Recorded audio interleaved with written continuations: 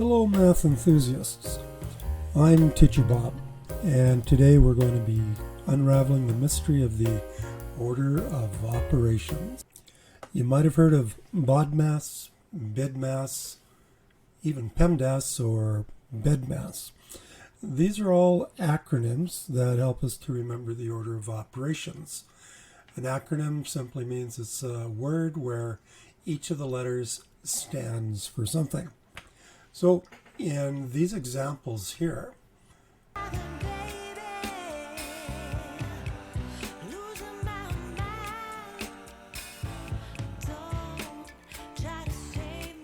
each of the letters, as we said, stands for something. And if we take a look at the first letters, we have B or P, and they mean brackets or parentheses. And being the first letters of these acronyms, that tells you what to do first when you've got more than one operation. Second letters are O or E or I.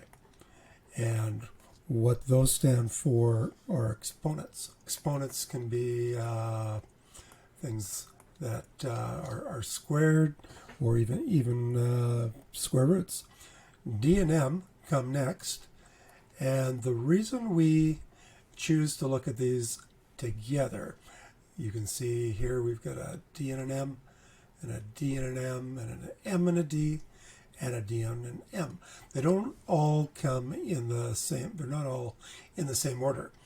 But what this means is that we do the division or multiplication, whichever comes first. Go from left to right. And the final two are all listed here as A and S. So that A and S stands for addition and or subtraction. And we're working from left to right.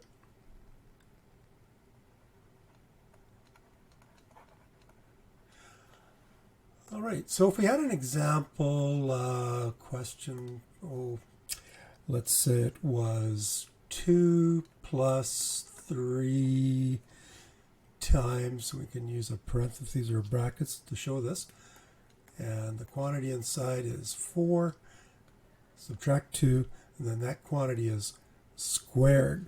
We can use our order of operation acronyms to figure out how to solve this.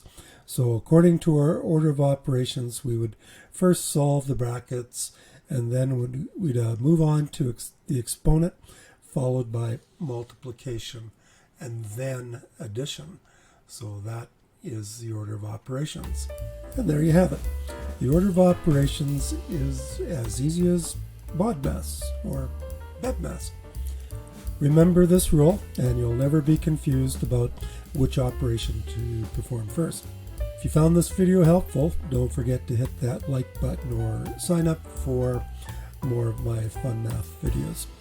Keep exploring, keep asking questions, and keep loving math. This is Teacher Bob signing off for now.